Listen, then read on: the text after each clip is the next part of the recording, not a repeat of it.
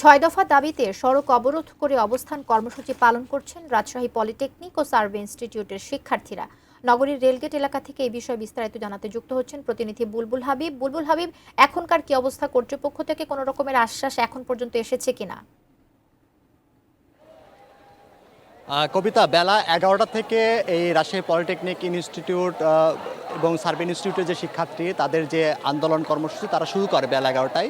কারণ রাজশাহীর এই রেলগেট এলাকাটা কিন্তু খুবই গুরুত্বপূর্ণ একটা এলাকা। এখান দিয়ে আপনার চাঁপাইনবাবগঞ্জের বাস, নওগাঁর বাস এই মোড়টা দিয়ে চলাচল করে। কারণ এই আন্দোলনের কারণে ১১টা থেকে কিন্তু বাস চলাচল বন্ধ রয়েছে এবং দুপুর ১:৩০টার দিকে সেনাবাহিনীর সদস্যরা এখানে এসেছেন এবং এসে তারা আন্দোলনকারী শিক্ষার্থীদের সাথে কথা বলছেন। এখনও তাদের যে কথাবার্তা সেটা কিন্তু তারা দুই পক্ষ থেকে, আন্দোলনকারী শিক্ষার্থীদের পক্ষ থেকে এবং সেনাবাহিনীর পক্ষ থেকে চালিয়ে যাচ্ছে। আমরা কিন্তু দেখতে পাচ্ছি যে সেই আন্দোলনকারী শিক্ষার্থীরা সেনাবাহিনীর সদস্যদের সাথে কথা বলছে, যেহেতু তারা মোট ৬ দফা দাবিতে এই আন্দোলনটা করছে এবং তারা বলছে যে আসলে এই আন্দোলনের যে দাবি দাওয়াগুলো সেই দাবি দাওয়াগুলো না মানা পর্যন্ত তাদের আন্দোলন চলতে থাকবে এবং তারা বিশেষ করে জেলা প্রশাসনকেও অবহিত করেছে তাদের এই আন্দোলনের বিষয়টা নিয়ে।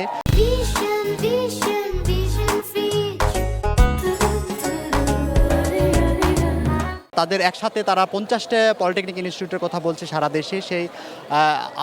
সেই একসাথে যে আন্দোলনের কথা বলছে সেটাতেও তারা এই সমর্থন জানিয়ে কিন্তু সেই আন্দোলনটা করছে এবং তারা প্রধানত ৬টি দাবির মধ্যে প্রধান ওদের দাবিটা রয়েছে যে অবৈধ যারা ক্রাফট ইন্সট্রাক্টর যে নিয়োগ দিয়েছিল সেই জুনিয়র ইন্সট্রাক্টর পদে তাদের নিয়োগটা বাতিল করার কথা বলছে এবং ডিপ্লোমা ইন ইঞ্জিনিয়ারিং কোর্সে যে কোনো বয়সের শিক্ষার্থীদের ভর্তির যে এইটা বাতিলের জন্য বলছে। তো এই ৬ দফা দাবি তারা বলছে যে মেনে না নেওয়া পর্যন্ত তাদের আন্দোলন চলবে। যেহেতু আন্দোলন এখন পর্যন্ত ২ ঘন্টা পার হয়ে গেছে, তারা এখানে অবস্থান নিয়েছে। এখন দেখা যাক আসলে কটা পর্যন্ত আন্দোলন চালবে, হয়তো আরও বিস্তারিত জানাতে পারবো। তো কবিতা, এই ছিল এই আন্দোলনের খবর।